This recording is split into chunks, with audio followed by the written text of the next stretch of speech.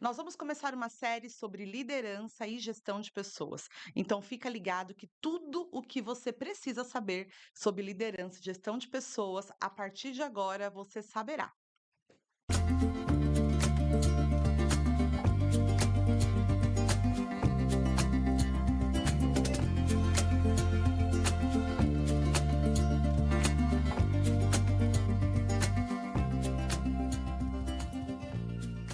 Olá, sou a Dani Guimarães, seja bem-vindo a esta série, uma série muito especial, no qual nós vamos falar sobre liderança e gestão de pessoas, particularmente de todos os conteúdos que eu sou apaixonada, e olha que são muitos, liderança e gestão de pessoas está no top 10, assim. Por quê? Porque eu percebo que cada vez mais a liderança é algo fundamental para que a gente tenha resultados e resultados duradouros. Como uma pessoa que lidera times há mais de 20 anos, posso dizer isso com propriedade. Então, eu sempre liderei e gerenciei pessoas ao longo da minha carreira, da minha vida, da minha trajetória. Já tive equipes de 500 pessoas, de 200 pessoas diretamente, como eu já tive equipe de 10 pessoas. Então, liderança é uma arte. Assim como um artista pinta um quadro, você saber liderar é como se você pintasse o quadro, mas o quadro da vida das outras pessoas a partir da sua vida. E eu tenho aqui muita coisa para falar com você, muitas coisas para a gente dividir ao longo desses dias sobre liderança e gestão. Eu separei um monte de conteúdo, mas eu quero começar falando sobre um versículo que está em Mateus, capítulo 7, no versículo 29, se eu não me engano, no versículo 29, que é um versículo que onde Jesus ele está naquele momento de falar de parábolas, falando em parábolas, ele tinha acabado de contar uma das parábolas mais importantes dele, que foi o Sermão do Monte, né. E depois que ele termina o sermão, as pessoas que assistiram o sermão dele ali, que estavam naquele lugar, elas olharam, conversaram entre si, diz assim no versículo 29, que elas comentaram entre si que ele as ensinava como quem tem autoridade e não como os escribas. Né, então elas comparam ali a liderança de Jesus, o ensinamento dele, a postura dele ao se direcionar para elas, ao contar uma história, elas olham ele de uma maneira diferenciada e falam: ele está falando conosco aqui, mas ele não está falando igual aos escribas, aos estudiosos, aos teóricos, às pessoas que estão ali falando daquilo que elas não sabem. Mas ele fala conosco como alguém que tem autoridade, como alguém assim que sabe o que está falando. E essa é uma característica extremamente importante de um líder. Por quê? Porque qual é o papel do líder?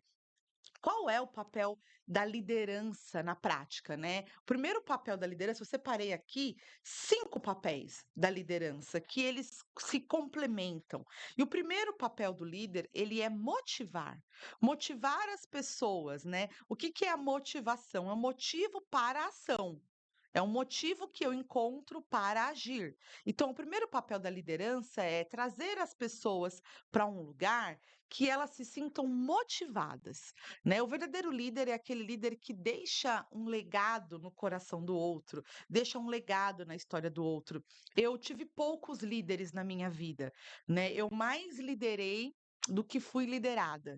E isso para mim sempre foi um grande desafio, porque eu sempre busquei uma liderança e raramente eu encontrei essa liderança ao longo da minha vida, ao longo da minha carreira profissional. Eu achava assim: "Aqui vai", e não era um líder. Se agora vai, não era também uma liderança. Mas a gente continua lutando por isso todos os dias. Todo mundo quer ser liderado por alguém.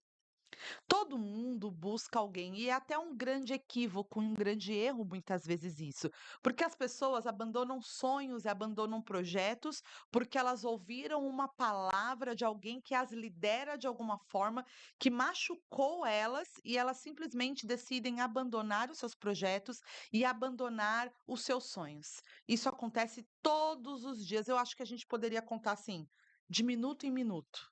Acontece, de minuto em minuto tem um líder destruindo o sonho de alguém, tem um líder desmotivando alguém e levando a pessoa para um lugar aonde ela se sente a pior pessoa do mundo. E não é esse, o nosso chamado na liderança, nós não fomos chamados na liderança para fazer esse tipo de coisa. Eu acredito que a liderança, ela é uma evolução.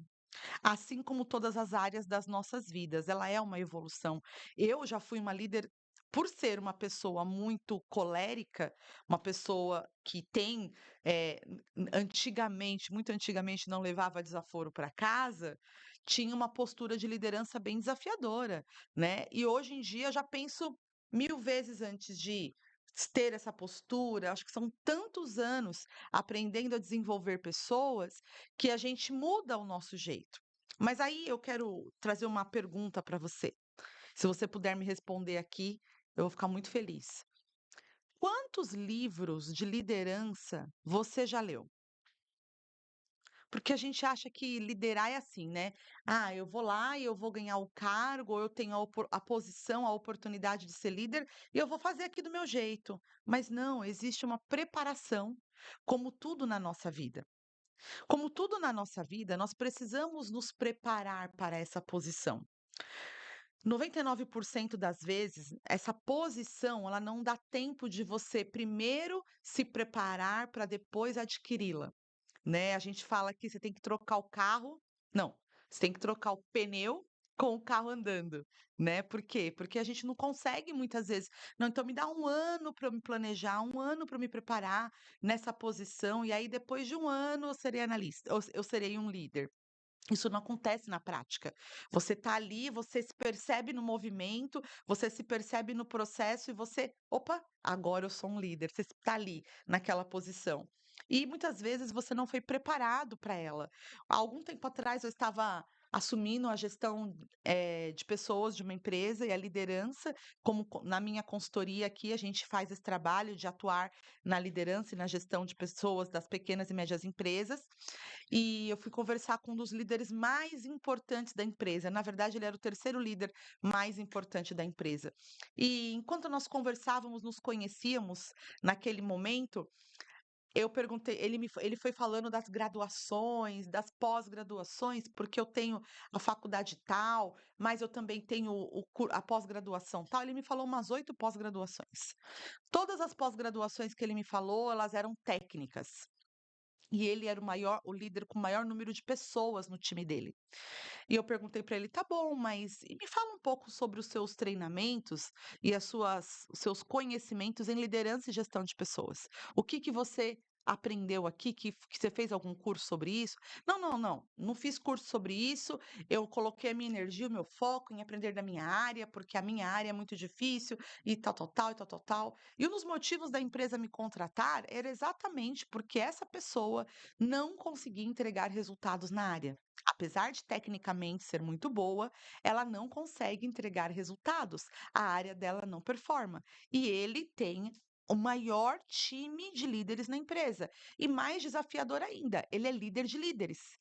Ele tem abaixo dele líderes. E ele não está pronto nem para ser um líder operacional, quanto mais um líder que vai estar que está na estratégia.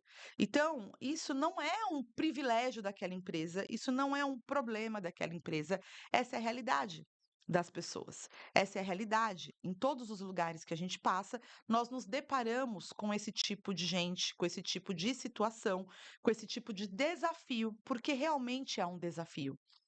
Liderança, a base da liderança, o primeiro ponto da liderança é você saber motivar as pessoas.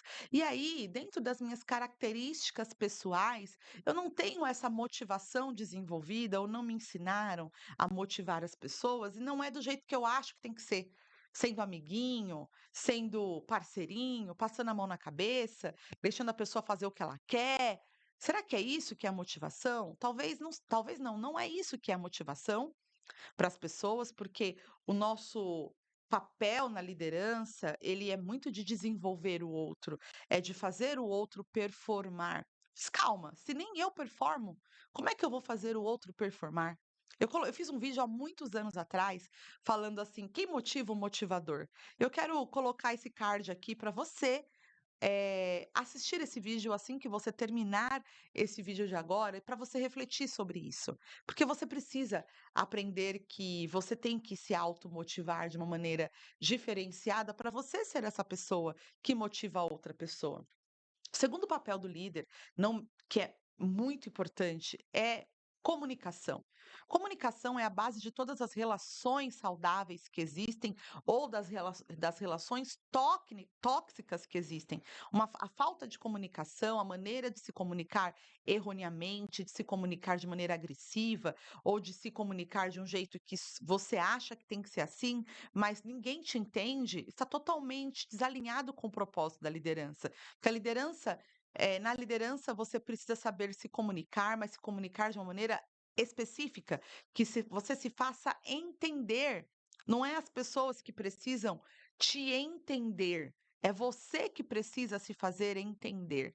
Porque se você eu até entendo uma pessoa, 2 pessoas numa equipe de 20 não te compreenderem. Agora, aonde numa equipe que todo mundo é o problema, que ninguém te entende, ninguém te entende, ninguém é legal o suficiente para todo mundo é incompetente, todo mundo é ruim. Será que tem alguma coisa errada? Será que não tem alguma coisa errada? Pode ser que tenha alguma coisa errada. E essa coisa errada é, você não consegue ter uma comunicação alinhada, uma comunicação assertiva, e ao invés de trabalhar a autorresponsabilidade com isso, você prefere colocar a culpa no outro. Porque os outros não me entendem. Mas espera aí, qual é a sua responsabilidade no caos que você se encontra? Isso faz parte de uma boa estratégia de comunicação. O terceiro papel do líder, que é importante, que acontece todos os dias e que eu percebo que eles deixam para depois, é assim, procrastinam mesmo isso, é a tomada de decisão. Líder que não toma decisão não pode ser considerado líder. Ah, mas sei lá, e se eu fizer algo que as pessoas não gostam? Ah, e se eu fizer algo que dê errado? Melhor você fazer algo, se você puder ter uma comunicação alinhada e dividir com a sua alta gestão, dividir com outras pessoas a ideia que você tem, ou entender o que o outro quer de você, você vai conseguir tomar decisões mais assertivas. Mas líderes que não tomam decisões não estão no lugar certo. Eles não deveriam ter o bônus de líder, porque o que acontece muitas vezes é que nós queremos o bônus do líder. O bônus do líder envolve não ter horário para entrar, não ter horário para sair, porém muitas vezes ser o primeiro a entrar e ser o último a sair, né? Todo mundo vai para casa e ele continua com a cabeça no jogo, ele continua preocupado, ele vai embora muito mais tarde. O líder muitas vezes ele não tem horário de almoço, porque ele tem um relatório para entregar, ele tem coisas para fazer diferenciadas, então tem bônus, tem ônus, mas um desses ônus que eu particularmente considero um bônus, mas muitas pessoas o ônus é tomar decisões. E tomar decisões faz parte da nossa carreira, faz parte da nossa vida. E olha, quanto mais decisões eu tomo, mais eu aprendo a tomar melhores decisões. Quanto menos decisões eu tomo, menos eu estou pronto para tomar melhores e maiores decisões. Então é muito importante que você desenvolva esse olhar, muito importante que você pense sobre isso e você comece a decidir. São pequenas coisas. Ah, a pessoa, ela não está se comportando bem, ela não está fazendo o papel dela corretamente. Ah, mas deixa ela, é problema da empresa, não é problema seu. Vem cá, vamos conversar, vamos tomar uma decisão diferente sobre o seu horário, uma decisão diferente sobre o seu negócio, sobre a sua área. Você vai fazer dessa forma? Sim, nós vamos mudar isso. É importante que você tome decisões, porque senão você nunca vai estar pronto. Quem não toma decisão nunca vai se desenvolver e nunca estará pronto. Então você sempre vai estar nos bastidores falando: não, mas vamos esperar mais uns 2 anos, vamos esperar mais uns 3 anos. Não toma decisão. A quarta coisa que é papel fundamental da liderança é resolver conflitos. Resolver conflitos não é papel do RH, é papel da liderança. O RH pode te acompanhar, pode estar ao teu lado, pode te apoiar em muitas coisas, pode até te direcionar. Só que a gestão do conflito, ela é do líder. Por quê? Porque se existe um conflito, esse conflito existe porque existe alguma coisa desalinhada na equipe. E a equipe não é sua? Então por que que eu vou deixar outras pessoas resolverem isso por mim? Então, a gestão do conflito é tua. Então, você tem que aprender a resolver conflitos. E coloquei aqui como quinta coisa muito importante da liderança é orientar equipes em direção dos objetivos organizacionais. Então, muitas vezes a gente orienta a equipe baseado no que é bom para nós. E está errado, isso não é o papel do líder. Nós temos que orientar a equipe baseado nos nossos objetivos organizacionais. A empresa te deu uma missão, te deu uma tarefa, te falou que o objetivo dela é reduzir o custo lá em 10%, pelo menos ao ano. E você não está reduzindo, você não está fazendo isso, ou você está eh, falando para a pessoa: corta, corta, corta, mas corta o quê? Corta por quê? Corta como? Como é que eu corto? Vem cá, vamos estudar isso juntos. Vamos entender qual é o melhor caminho para a gente cortar. O que que a gente precisa fazer para que a gente tenha resultados estratégicos, para que a gente consiga alcançar esse objetivo organizacional. Então, é a orientação dando direção, não a repreensão voltada para a reclamação. Então, eu oriento e direciono. Esse é o papel do líder numa empresa. Esse é o papel do líder na vida. É motivar, comunicar, tomar decisões, certo? Gerenciar conflitos e orientar as equipes em direção dos objetivos organizacionais. Se você gostou desse vídeo, então comente aqui comigo, hashtag gostei, que vai ser um prazer continuar esse tema com você. Vamos que vamos, foco na ação e até o próximo vídeo.